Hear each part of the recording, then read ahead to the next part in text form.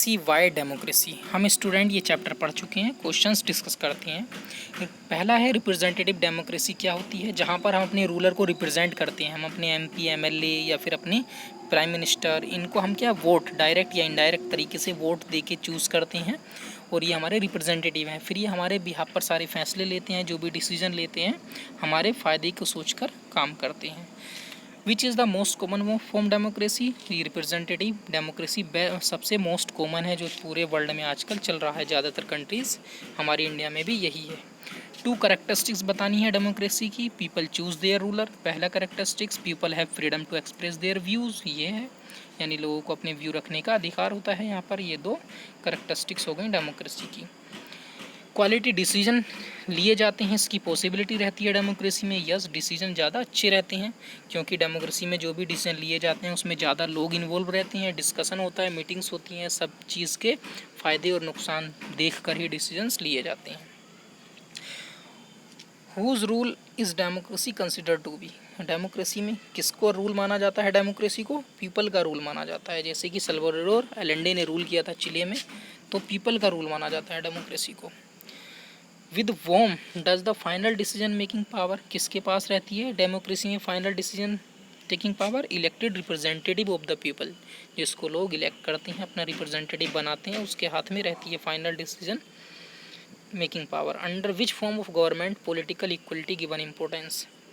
Democratic government में political equality रहती है कि कोई भी इंसान, कोई भी लोग आके इलेक्शन लड़ सकते हैं, बराबरी में अपनी पार्टी बना सकते हैं, तो यहाँ पर पॉलिटिकल इक्वलिटी रहती है, इलेक्शन जीत भी सकते हैं और हार भी सकते हैं। In spite of having a vast social diversity, बहुत ज़्यादा सोशल डाइवर्सिटी हमारी कंट्री में, अलग अलग रिलीजन, कास्ट, धर्म के लोग हैं, तो इन सबको एक साथ टुगेदर कौन रखता है? Democracy. What should be done in a democracy? अगर कोई मिस्टेक हो जाती है डेमोक्रेसी में, तो तब किया जाएगा? लोगों से डिस्कशन लिया जाएगा, लोग डिस्कस करेंगे और लोगों से बात रखी जाएगी, तो पब्लिक डिस्कशन जो भी होगा वो रखा जाएगा। अगर डेमोक्रेसी में मिस्टेक होती है और जो लोग चाहेंगे वो होगा। When do we say that election are fair? कब कहते हैं हम इलेक्शन फेयर होते हैं? जब भी हम जिसको वोट दें वही चूज़ होकर सामने आए, वही हमारा पॉलिटिकल रिप्रेजेंटेटिव बने, ठीक है, तो उसे हम कहते हैं इलेक्शन फेयर है। पॉलिटिकल अल्टरनेटिव्स होने चाहिए, ऐसा नहीं कि जो एक बार जीत गया वही हमेशा बना हुआ है, तो इलेक्शन इसका मतलब फेयर नहीं हो रही। In a democracy majority of the people, ज़्यादातर डेमोक्रेसी में लोग अपना रिप्रेजेंटेटिव बनाते हैं और इसी इलेक्शन होती हैं। यस, क्यों? क्योंकि मॉडर्न, ऐसा क्यों होता है? क्योंकि मॉडर्न डेमोक्रेसी में सब लोग एक साथ बैठ जाएं और फिजिकली एक साथ बैठ जाएं और सब डिसीजन लें, पॉसिबल नहीं है। देश में 135 करोड़ आबादी है। इफ़ दे कुड, अगर वो एक साथ बैठ भी जाएं तो उनके पास टाइम नहीं है, उनके पास स्किल नहीं है, डिज़ायर नहीं है, इच्छुक नहीं है सब एक साथ बैठने की, ठीक है, वो डिसीजन नहीं ले सकते हैं, तो ये भी कारण है। How does democracy in a country enhance the dignity? लोगों का मान सम्मान कैसे डेमोक्रेसी बनाए रखता है? 3 पॉइंट देने हैं। कैसे? Democracy based on principle of political equality पर बेस्ड होता है डेमोक्रेसी। यहाँ पर सबको इक्वल पॉलिटिकल राइट होते हैं। So all decision whether rich और पुअर, एजुकेटेड अनएजुकेटेड, सबको सेम स्टेटस होता है, सब बराबर हैं कानून की नज़र में डेमोक्रेसी में। Second, people are not subject of a ruler, लोग रूलर के अंदर नहीं रहते हैं, जबकि रूलर जो लोगों के अंडर में रहता है, ये है यहाँ पर। Third, ruler has to rule और work according to the, ruler को लोगों की विशेष, लोगों की नीड, लोगों की इच्छा के अकॉर्डिंग काम करना होता है। अगर वो नहीं करेगा, डू नॉट वर्क लाइक लोग पीपल विश, तो लोग क्या करेंगे? उसको चेंज कर देंगे, अगले इलेक्शन में हटा देंगे। When does a citizen have an equal role in decision making? किसी भी सिटीजन का रोल कब है डिसीजन मेकिंग में?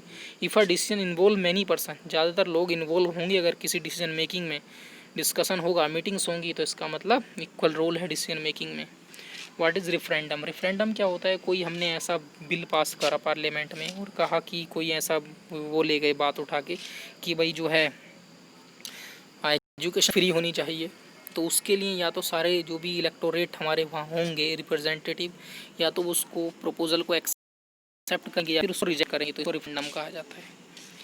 When did the world trade organization, WTO, ये पूरे वर्ल्ड का है, 1955 में बना था। Which form of government is considered non democratic? ये नॉन डेमोक्रेटिक है। कौन सी गवर्नमेंट नॉन डेमोक्रेटिक मानी जाती है? या तो मिलिट्री का रूल हो या मोनार्ची हो, मोनार्ची यानी बादशाह हो, राजा हो, तो उसको कहा जाता है non democratic. By whom was the legal framework order issued in Pakistan. Legal framework किसने? जनरल परवेज मुशर्रफ ने ऑर्डर किया था। उसने खुद को कह दिया था मैं ही लीगल प्रेसिडेंट हूँ पाकिस्तान का। After how many years does Mexico hold election? Election Mexico में आफ्टर 5-6 ईयर होती हैं हर बार, 6 ईयर के बाद वहाँ पर इलेक्शंस होते हैं। 19 during which period did China record its worst famine? कब हुआ था चाइना में फेमाइन? 1958 से 1961। Before contesting election in China whose approval? अगर आपको इलेक्शन लड़ना है चाइना में तो एक दूसरी पार्टी का ही परमिशन लेनी पड़ती है, जबकि ऐसा इंडिया में एक डेमोक्रेटिक कंट्री में नहीं होना चाहिए। और वो कौन सी पार्टी है? CCP, Chinese communist party. Which country does give voting right to minorities? कौन सी कंट्री वोटिंग राइट देती है? जो है नहीं दिया था किस कंट्री ने माइनॉरिटी को? इस्टोनिया ने नहीं दिया था। By whom is the president of China appointed? China का प्रेसिडेंट कैसे अपॉइंट होता है? Member of national people's congress appoint करती है, वो वहाँ की पार्लियामेंट है। Name any 2 countries where free and fair election are not held? Free and fair election नहीं होती हैं China and Mexico. Define democracy, इसके 2 मेरिट्स एंड डीमेरिट्स बताने हैं, फ़ायदे और नुकसान। तो पहले डेमोक्रेसी की डेफिनेशन आप लिख दोगे, ऐसी गवर्नमेंट जो लोगों के द्वारा चूज़न है और लोगों के वेलफेयर के लिए काम करती है, लोग उसे चेंज भी कर सकते हैं। पहले मेरिट में 2 points, democracy is the best form of government as ruler are accountable. Ruler यहाँ पर जिम्मेदार होते हैं अपने सभी कामों के लिए, लोगों की नीड पूरी करते हैं, तो इसलिए बेस्ट फॉर्म कहा जाता है। Second, democracy based on consultation and discussion. Democracy में डिस्कशन होता है, कंसल्टेशन होता है, व्यूज़ लिए जाते हैं, जो भी रिप्रेजेंटेटिव होते हैं 300-400 लोग, डिस्कशन के बाद ही फैसला लिया जाता है। तो इससे क्या होता है? चांस ऑफ हास्टी एंड इरिस्पॉन्सिबिलिटी, यानी इससे किसी ऐसी चांस नहीं होते कि किसी को परेशानियां होंगी, इन सब से उसे बचा जाता है और डिसीजन बिल्कुल सही लिए जाते हैं। किसी भी डिसीजन के फ़ायदे नुकसान डिस्कशन करने के बाद ही वो डिसीजन लिया जाता है। डीमेरिट्स, नुकसान क्या है अच्छा इसके डेमोक्रेसी के? डेमोक्रेसी क्या है? इसको इनस्टेबल कहा जाता है, इनस्टेबिलिटी है डेमोक्रेसी। लीडर लगातार चेंज होते रहते हैं, भैया पर ये फिर 5 साल के बाद दूसरे आएंगे, फिर दूसरे आएंगे, तो इसमें हमेशा चेंज होते रहते हैं। और इसका ये भी डीमेरिट है, नुकसान है, यहाँ पर इलेक्शन होते हैं हर 5 साल के बाद, कितने करोड़ों रुपया, lakhs of crore of rupees खर्च हो जाते हैं। सेकेंड डीमेरिट क्या है? Democracy is all about political competition. Democracy आजकल का कंपटीशन रह गया, पावर प्ले, लोग जो जितना पावरफुल उतना ही उसका पॉलिटिकल पावर, जिसके पास जितना ज़्यादा पैसा उतना ही पॉलिटिकल पावर, बड़ा नेता।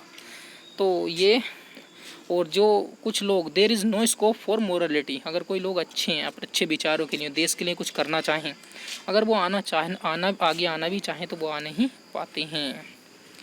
How elections in India are different from Mexico? India में इलेक्शन मैक्सिको से डिफरेंट कैसे हैं? तो both the countries have a multi party. Mexico में और हमारी यहाँ भी देखो डिफरेंट हैं, जबकि कुछ समानताएं हैं, बट फिर भी इंडिया में इलेक्शन मैक्सिको से अलग होते हैं। देखो दोनों ही कंट्री में, इंडिया में और मैक्सिको में क्या है? मल्टी पार्टी हैं, एक से ज़्यादा पार्टियाँ हैं। इन केस ऑफ इंडिया बात करें तो political parties in power often lose election, whereas in case of Mexico, देखो इंडिया में हमेशा ऐसा देखा गया है कि हर 5 साल 10 साल के बाद पार्टियाँ इलेक्शन लूज़ करती हैं, नए चूज़ होके आते हैं प्रेसिडेंट या प्राइम मिनिस्टर्स या MLA MP। बट मैक्सिको में ये PRI पार्टी है, ये सिंगल इलेक्शन, एक भी इलेक्शन उसने नहीं लूज़ किया, 70 साल से वही पार्टी बनी हुई है। तो क्या वो कह सकते हैं हमारी कंट्री की तरह एक डेमोक्रेसी हुई वहाँ पर? नहीं, ये लगातार बने हुए हैं, इसका मतलब फ्री फेयर इलेक्शन नहीं होते हैं, कुछ गलत करके वहाँ पर बने हुए हैं। Election in India are held every 5 year के बाद हमारे इंडिया में इलेक्शन होते हैं, जबकि मैक्सिको में 6 साल के बाद होते हैं। जितना जल्दी इलेक्शन होंगे इतना ही ज़्यादा फ्री एंड फेयर होंगे और ईमानदारी तरीके से काम होगा। Government official work under the election commission, वहाँ के गवर्नमेंट के जितने भी अधिकारी होते हैं वो इलेक्शन कमीशन के अंदर काम करते हैं। और whereas this is not true for Mexico, हमारे यहाँ पर गवर्नमेंट के अंडर में ड्यूरिंग द इलेक्शन काम करते हैं। इलेक्शन कमीशन बिल्कुल अपनी जिम्मेदार होता है, अपने बलबूते से इलेक्शन कराता है फ्री एंड फेयर, जबकि मैक्सिको में ऐसा नहीं होता है। Okay, good bye.